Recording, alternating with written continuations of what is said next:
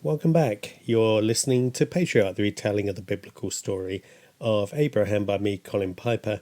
And if you recall, we've just experienced the horrific destruction of Sodom and Gomorrah. And now we're going to pick up the story through the lives of the principal characters involved. 4 women, one enjoying motherhood, a second anticipating motherhood, and 2 more desperately desiring it. And 2 men, both in flight, fleeing the realities they've experienced. Much of it doesn't make for comfortable reading, but we must remember that even though these characters come from a different epoch and a different culture, essentially they are men and women just like you and me. And that, of course, is the joy of Scripture. It tells the story of how God deals with us, with all our flaws and failures, all our hopes and our dreams. If you want to find out more, do visit BibleNovels.com. Patriarch, Chapter 6, Part 2. Abraham also fled. He too, out of fear, and from a power he didn't understand, though not a power of evil, but a power of purity. His confidence was shattered. As he went, he tried again and again to come to terms with all that had happened these past few days, but to no avail. His mind simply couldn't fathom a God of such wrath. The power, purity, and passion were just too all-consuming. He could flee the physical evidence, but nothing could erase the memory. How could he stand before such a God? He believed and obeyed, but not in the manner such a God surely demanded. He'd once presumed to intercede before that God, but then hadn't he even failed in that? Oh, he just didn't know. In fact, he no longer could be sure of anything. Past certainties were now blurred. Seeing the wretch who once was Lot amidst the devastation had a profound effect upon him. Would God go with him and protect and empower him as he had before? Were his promises still valid? He no longer knew. And so once again, as he headed down into the Negev, his faith was at crisis point. But Sarah believed.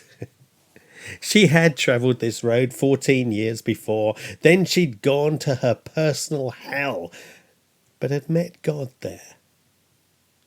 This time, therefore, she went at peace with the world.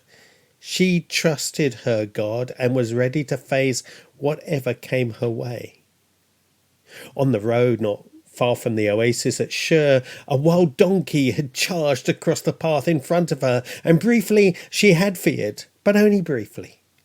Her peace ran deep, and nothing and no one could shake it, not Ishmael, not Hagar, not even Abraham. There was one other who could identify with her faith at that moment, but she was totally unaware of it. Years had passed since they had shared anything, let alone faith. So the 2 women travelled together, sharing with the same God in different ways the faith which had come to each of them along this very road some years before. Hagar had watched the wild donkey career across the road and remembered the one which she'd encountered on this very road those 13 years before. Oh, she drew Ishmael close to her as she passed the springs on the way to Shur. This was the most precious place that she knew on the whole of the earth. And as she recalled the question she asked those years ago, whether they would ever pass this way again, she smiled. Sarah could have good reason for her faith. She let her arms slip to her abdomen. In truth, with her hands she couldn't yet feel anything, but in her heart she believed, she knew, and she felt him. Her road of faith had been a long one, from Mesopotamia to Egypt, and from desolation to elation. But now it was almost over. For two other women, though, there was no such peace. They, too, had been taken by their fleeing patriarch away from civilization, and their thoughts were focused on similar themes to those of Sarah and Hagar. And their thoughts were similarly focused on childbirth. Lot's daughters hadn't adjusted well to life after Sodom. It wasn't so much the trauma of the flight or of losing fiancés and mother. Their concern was rarely for the past. Little there could affect them anymore, and so with their selfish world views, the past almost became an irrelevance. Unlike the present or the future, both of which concerned the two women immensely. For the present, life in the mountains was extraordinarily hard and intolerably lonely. It was a constant struggle just to survive. They'd lost everything, and now their home was a cave. Such was their fall. With a dirt floor and low, rough ceiling blackened with soot from the nightly fire.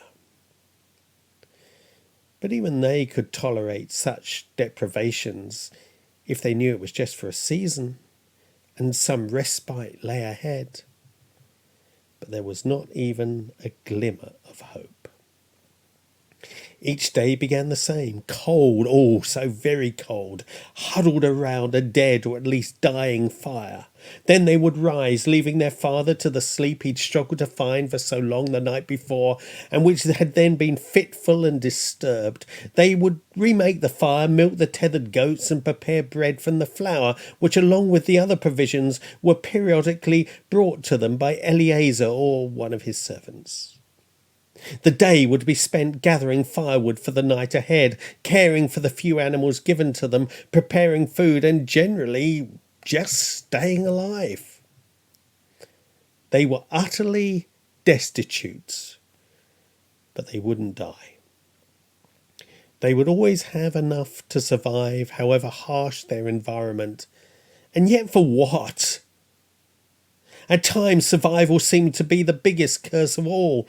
They would look at their father, despise him, and question whether their mother really was the one to be pitied. Oh, their father, he was the pitiful one. Always weak, now broken, he was the living dead. Their father was a dependent. Whatever he may have had or been was all gone now, burnt up or petrified by the fire of Sodom. But what they wondered, if he did die, what then? Would their great uncle act as kinsman redeemer and save them? Perhaps he would send Eliezer to rescue them. Or would they just be left lost and alone in the mountains? Worse still, what if their father didn't die? What if he lived on and on here in the mountains, unresponsive to them, seemingly uncaring of them and of his duty to them, but also never dying? They too would get old. They already felt it. The pride they took in their appearance and their young bodies had long ago waned, if for no other reason than there seemed little point. But in letting themselves go, they already felt older, and no one was there to persuade them otherwise. They were barely out of childhood, but those days felt long ago now. In their mind's eye they felt old, and to their physical eye they looked it. They were alone. They had one another, but no more. And it wasn't enough. They needed more. Self-preservation demanded more. Whatever the cost, they would have more. And the older daughter came up with a plan to get more.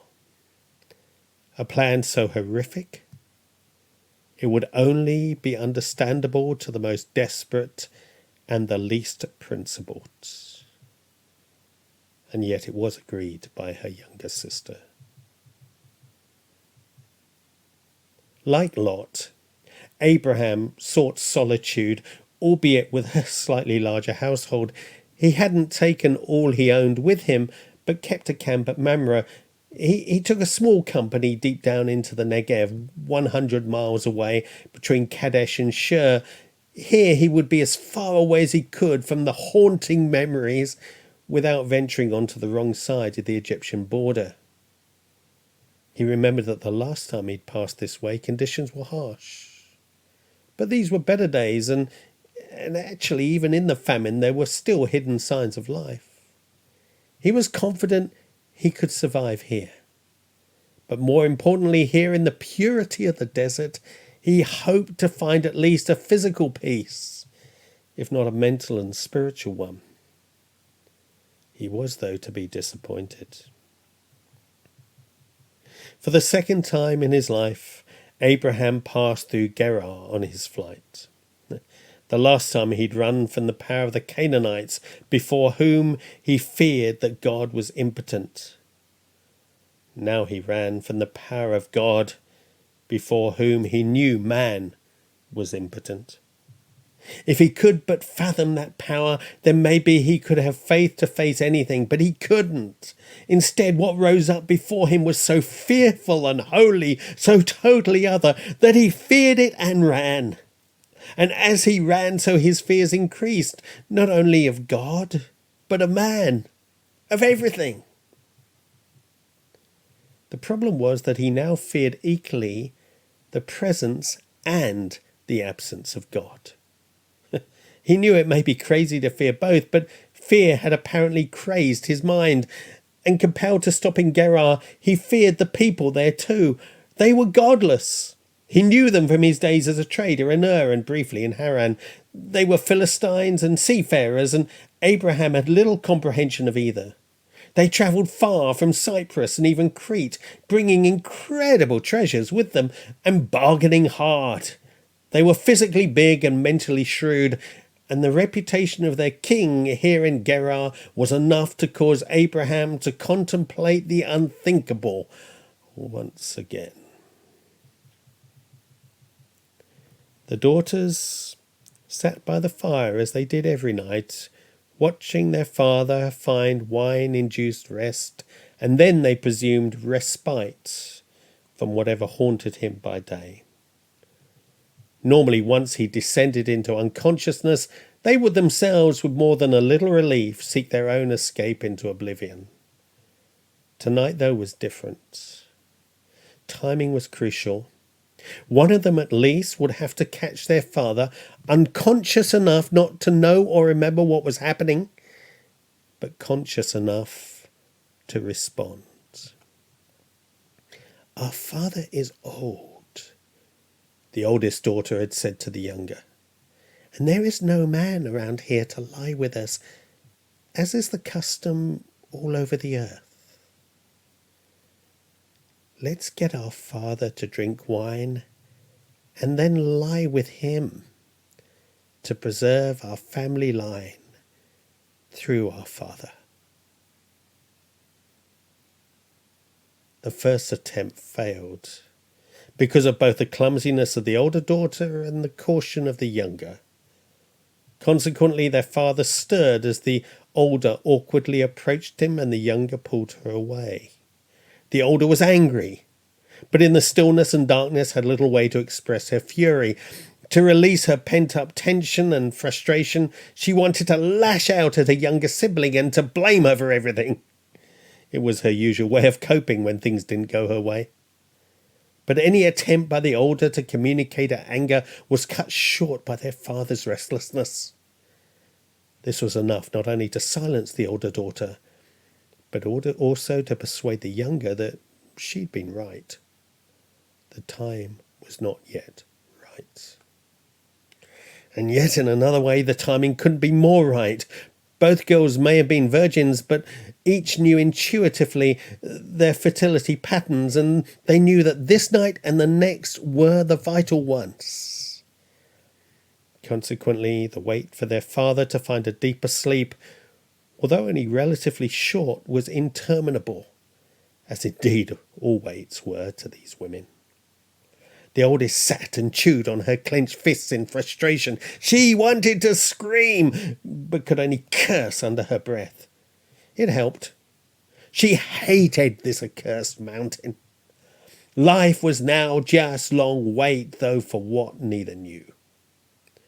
Then out of nowhere the silence was broken by a deep-throated snore.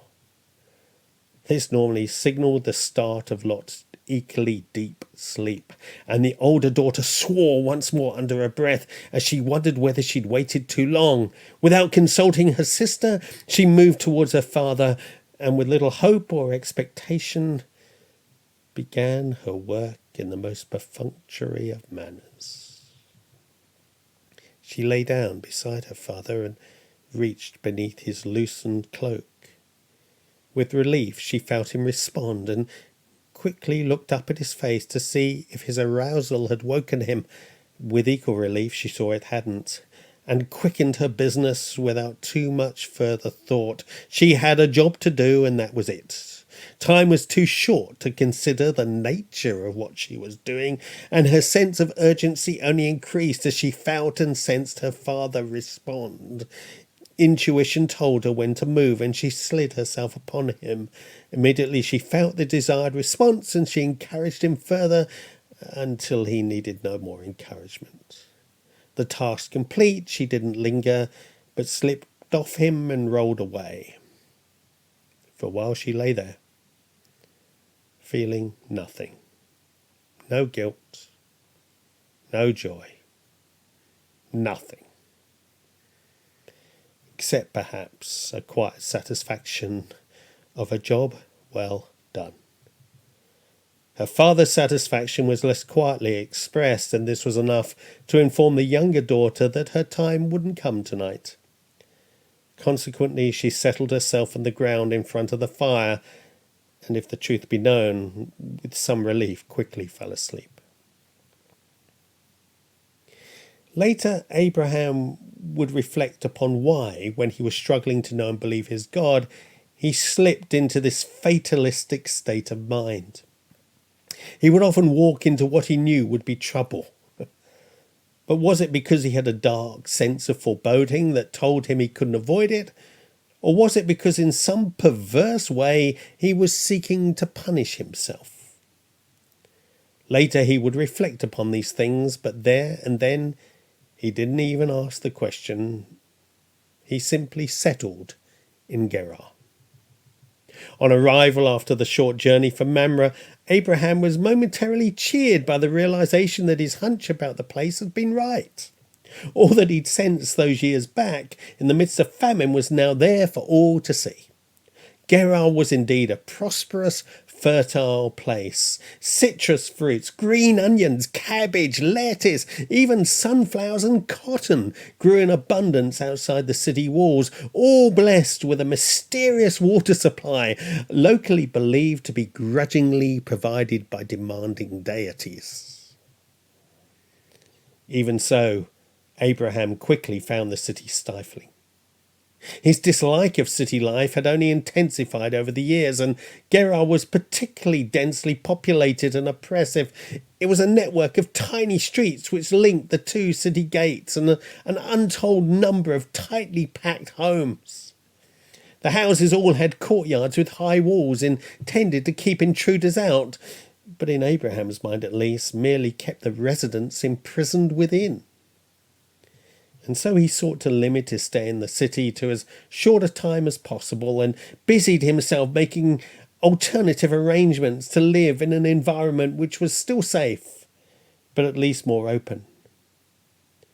In the end, though, he just wasn't quick enough.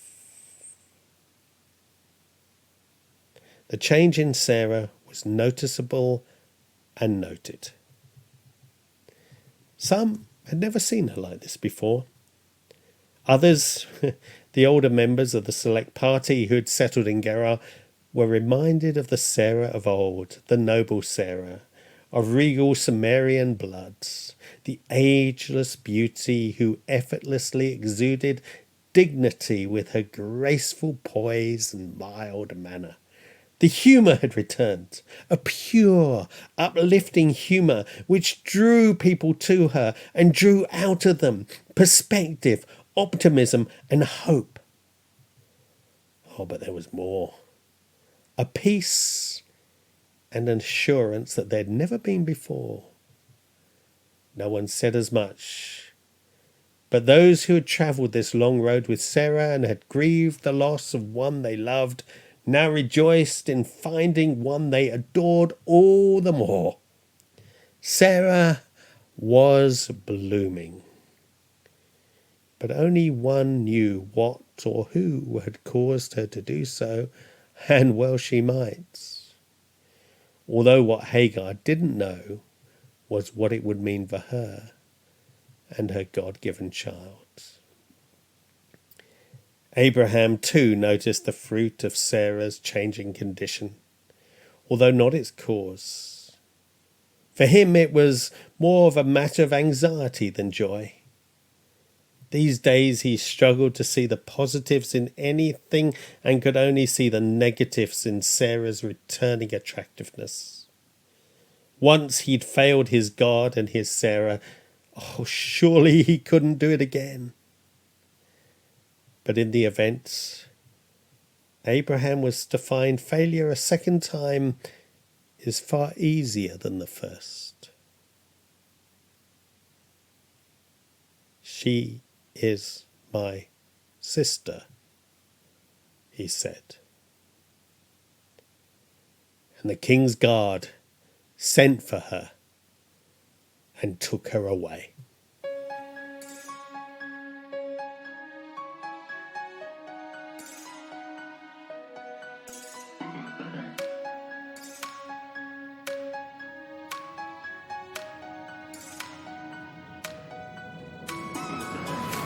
You're listening to Patriarch the podcast. For more information, you can go to BibleNovels.com, where you can become a Patreon supporter to support those working with young people across the world.